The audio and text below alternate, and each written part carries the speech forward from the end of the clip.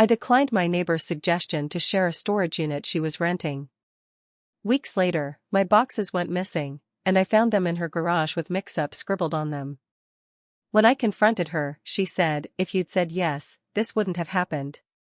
I went to the storage facility to check security footage and what I saw her load into her car alongside my belongings. I'm a 42-year-old woman living in Tucson, Arizona. Divorced a few years back, and after the dust settled, I bought a modest house in a quiet neighborhood near Broadway and Camino Seco. It's mostly middle-aged folks, retirees, a few young families. Pretty normal place. When I moved in, I had way too much stuff. I didn't want to throw everything out because some things had memories: my daughter's baby clothes, photo albums, keepsakes from when I was married, some old paperwork I might need later. I rented a medium-sized storage unit at this place called Desert Lock and Storage about 10 minutes away. Clean place, basic security, nothing fancy. I had my own code and key. Everything was fine until about 5 months ago. I was outside one Saturday, loading boxes into my SUV. Just reorganizing, taking some more stuff to storage. That's when my next-door neighbor, Sherry, came over. Sherry is in her 50s. She's always seemed okay, polite, makes small talk, sometimes gives out holiday cookies. But we never really hung out. I mostly kept to myself. We waved over the fence now and then. She saw me with the boxes and said, "Hey, you moving or just cleaning house?" I told her it was just stuff for storage. Then she leaned against my car and said, "You know, I've got a unit too.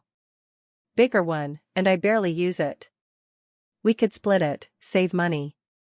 I laughed a little and said, "Thanks, but I've got my own system." Her smile didn't move. "Suit yourself. Just trying to be neighborly." It was a weird moment. The way she looked at me, like she was irritated I said no. I brushed it off. People offer stuff all the time. No big deal. Or so I thought. Fast forward about 5 weeks. I went to my storage unit on a random Thursday afternoon to grab an old crockpot and a few things I wanted to donate. I opened the door and immediately knew something was wrong. 3 boxes were missing. Not shifted, not buried. Gone. I stood there, staring at the empty spot where I'd stacked them last month. I checked around the unit, moved things, even checked the hallway in case I had been dumb and left them outside. Nothing.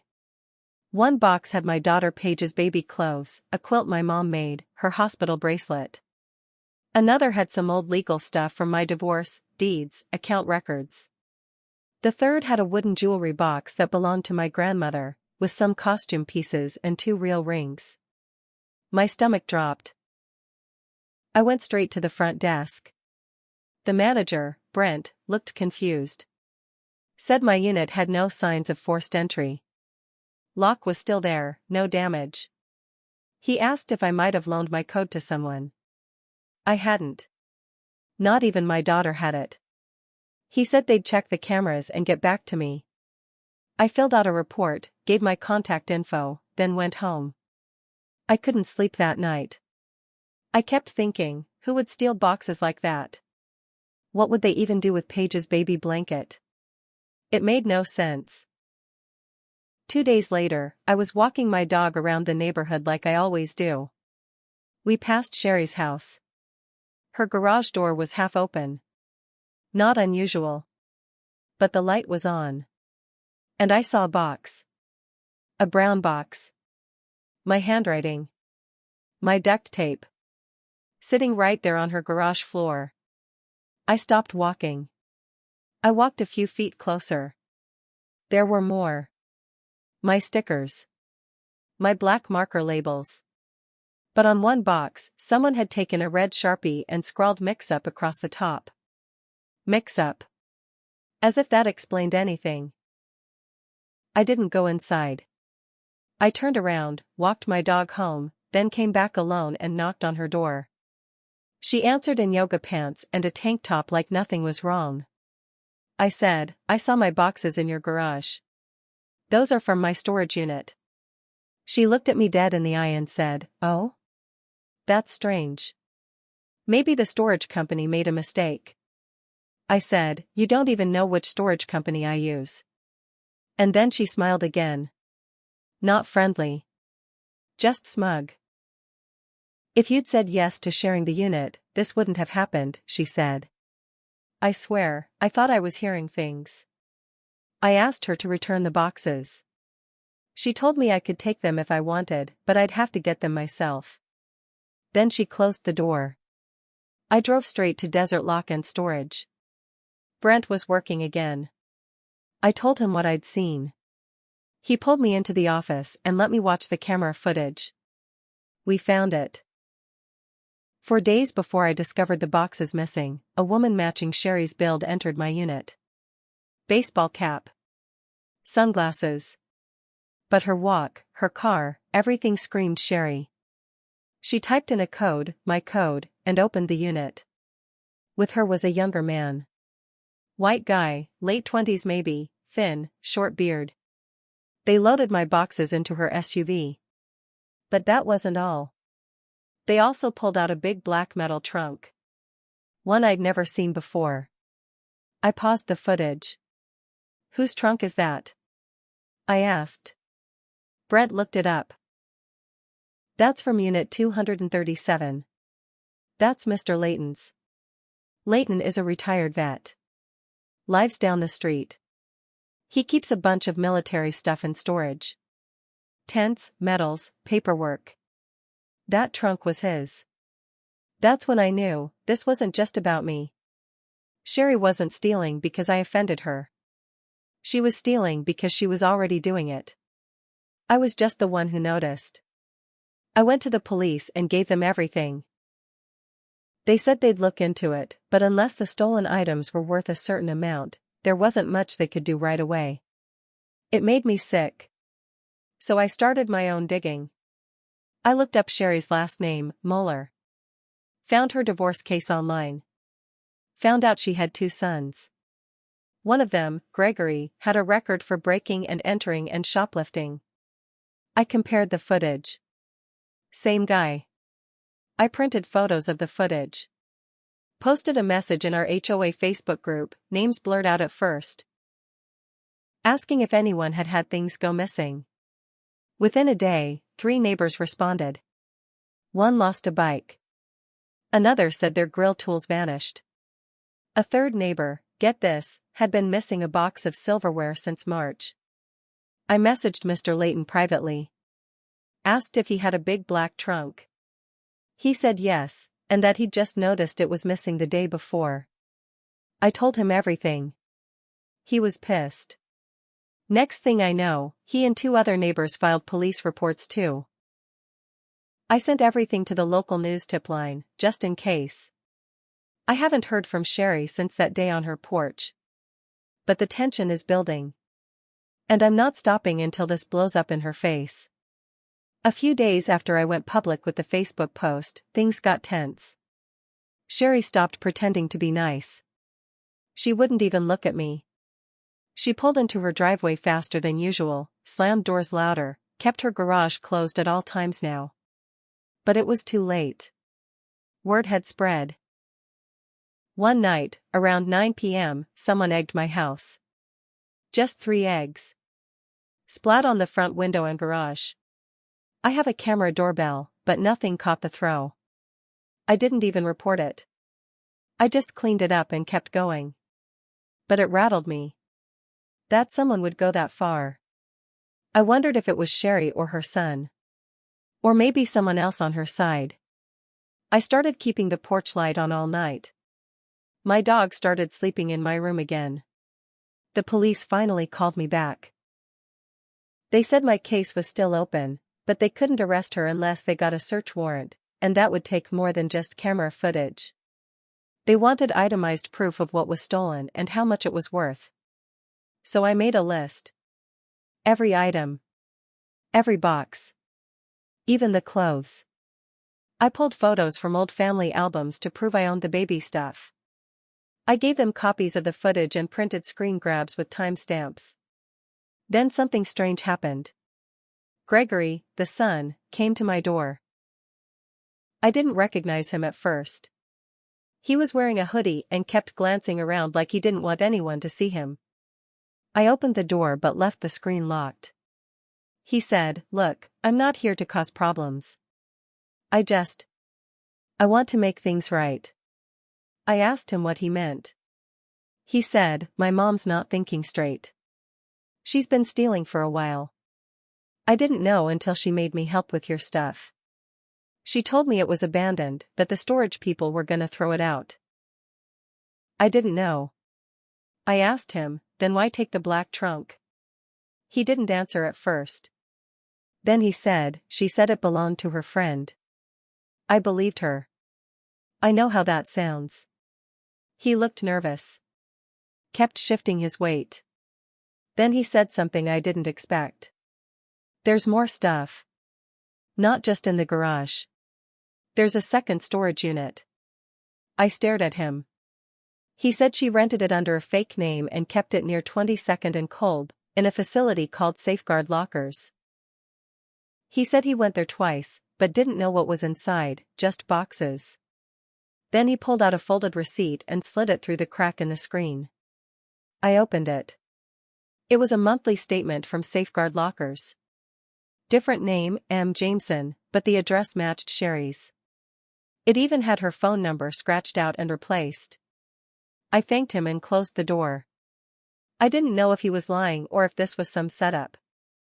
But I called Detective Pierce at TPD and told him everything. He took it seriously.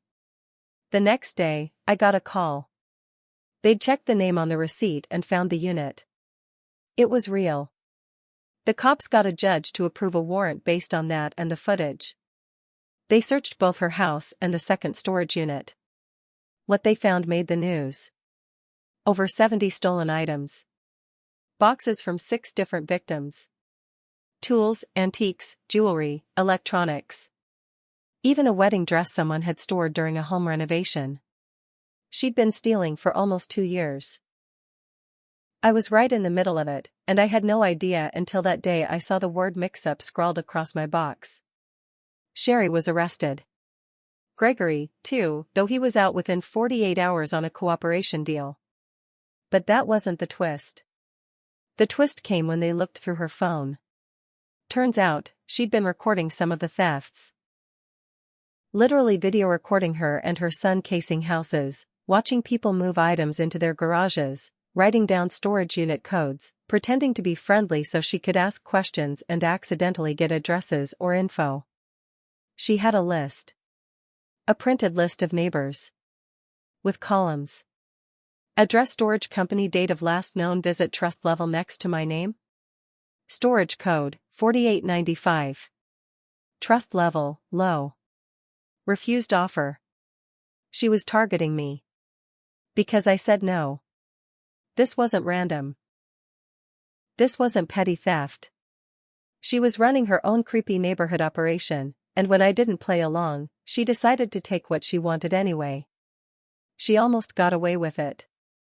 And I wasn't done. After the arrest, things in the neighborhood exploded. People were stunned. Some neighbors who barely talked before were suddenly showing up at my door, bringing cookies, asking for updates, even apologizing for not believing me sooner. I hadn't realized how much Sherry had fooled everyone. She hosted block parties. She'd helped organize garage sales. She watched someone's dog once while they were out of town. People trusted her. And she used that trust to steal from them. But the thing that really shook people wasn't the stolen stuff. It was the list. The police wouldn't release all of it, but word got around. There were names. Dozens. Some with details. Codes. Notes about their routines. Who was home during the day? Who left their garage unlocked? People felt violated. Even worse, a few neighbors, like Mr. Henderson across the street, started wondering if they'd accidentally helped her. He told me one night he'd once given her a ride to the storage facility. Said she told him her car was in the shop. He sat in the car while she ran in for just a minute. She was robbing someone during that minute. And then there was my daughter. Paige called me after reading one of the news articles online. She was upset, of course. But then she asked something I hadn't thought of. Mom, what about the documents from Dad's court stuff? The ones you said were in storage? My blood went cold. I'd told her they were in one of the missing boxes, copies of old joint account records, some tax stuff from before the divorce got messy. I kept them locked up just in case he ever tried something funny. Not that I thought he would, but still. I called the police. 2 days later, I got a visit from Detective Pierce. He looked off. Not panicked, but something was different. He sat down at my kitchen table and said, "We found something in one of the hard drives recovered from Sherry's second storage unit. You should see it." It was a video. Low quality, taken from a phone propped up somewhere. It showed Gregory at a computer, typing. In front of him, the documents from my box. Scanned. Being uploaded to what looked like an email account. Detective Pierce paused the video and looked at me. We tracked the email. It was sent to an address in Florida. Registered under the name Brian Maddox. My ex-husband. I hadn't spoken to Brian in over a year.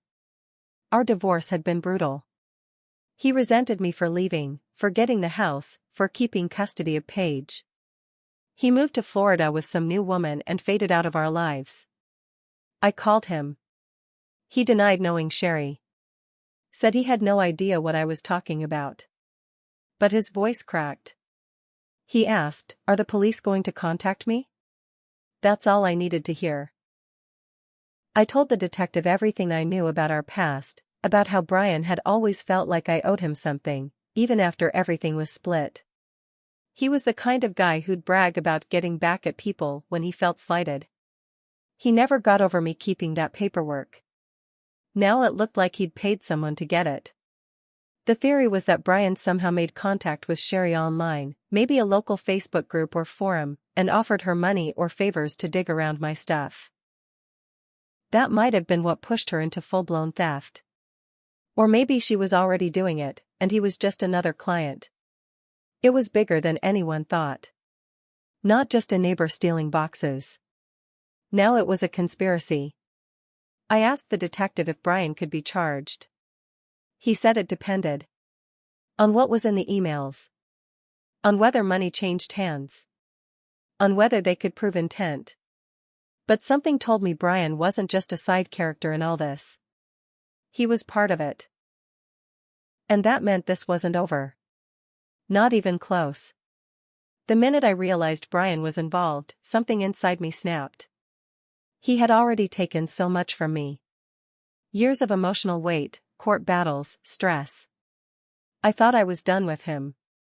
But now he'd circled back through Sherry like a coward, trying to mess with my life again from 1,000 miles away. I wasn't letting this slide. I told Detective Pierce I wanted to press every charge I could. He said the most important thing was the email trail. If there was money exchanged, they could go after Brian for conspiracy, fraud, maybe more.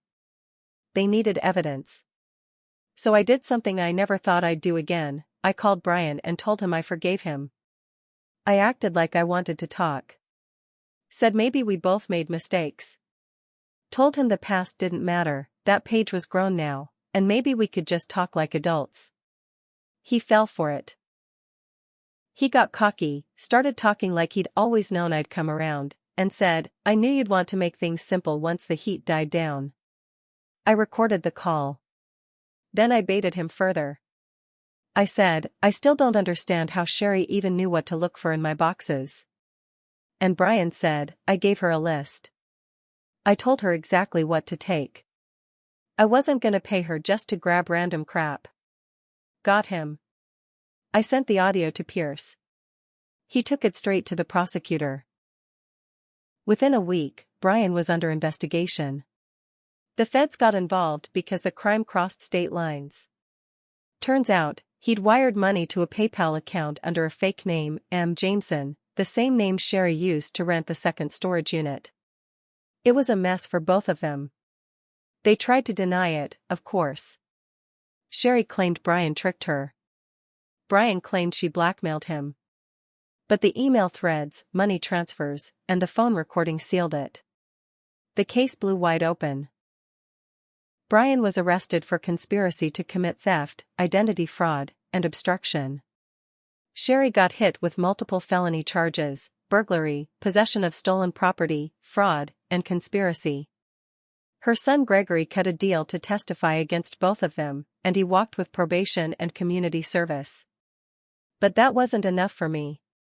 Not after what they tried to do. So I sued them both in civil court. I hired a decent lawyer and filed a personal lawsuit for emotional distress, theft of personal property, invasion of privacy, and slander. Turns out Sherry had spread rumors that I was mentally unstable to justify what she did. I didn't expect much. But guess what? I won. Sherry had to sell what was left of her house to pay damages. Her retirement money? Gone. She tried to file bankruptcy, but the judge ruled most of the judgment couldn't be discharged due to fraud. She ended up living in a one-bedroom apartment in a rough part of town. I drove by once, months later. She was dragging a stained mattress out to the curb by herself. No smile this time. Brian lost his job in Florida. His new wife left him when the charges became public. He avoided prison by pleading down to probation and a heavy fine, but his reputation was ruined. His accounts were drained by legal fees and the civil judgment. The last I heard, he was living in a trailer behind a used car lot in Daytona, begging for referrals on Facebook. And me? I moved. After everything, I couldn't stay in that house. Too many memories. I sold it and bought a smaller place closer to where my daughter goes to school. I volunteer at the animal shelter now, spend more time outside, and sleep better than I have in years. But I kept one thing. One of the boxes Sherry stole, the one labeled mix-up. I keep it in my closet, untouched, red marker and all. It reminds me of what I survived. And that sometimes, saying no is the strongest thing you can do. They thought they could take from me. They thought I'd roll over. But they picked the wrong woman. And in the end, they didn't just lose what they stole. They lost everything.